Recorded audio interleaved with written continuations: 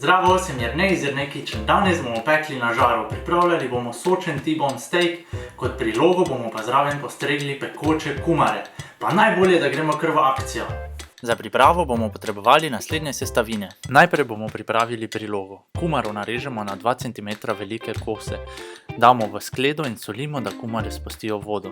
Z vilico ali s tlačilcem krompirja rahlo pretlačimo kumare in jih postavimo na stran za 5 minut. Nato pripravimo preliv. V manjši skledi premešamo česen, ingver, feferon, sesekljano zelenje mlade čebule, sezam, sladkor, čili, sojino omako in kis. Dodamo še vrelo vroče olje in premešamo, da se sestavine povežejo. Preliv prelijemo čez solato in postavimo v hladilnik do serviranja.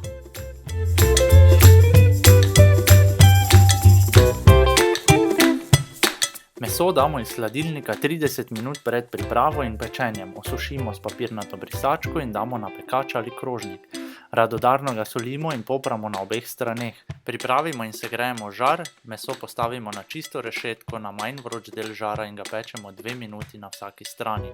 Nato meso prestavimo na najbolj vroč del žara in ga pečemo 30 do 40 sekund na vsaki strani. Meso vzamemo iz žara, postavimo na rešetko in pustimo počivati 5 minut. Postrežemo s pekočimi kumarami in uživamo. Steak je sočen, mehek in slasten, priprava pa hitra in enostavna. Za svežino pa zraven postrežemo kumarično solato s pridihom Azije. To je to, hitro in enostavno. Dober tek!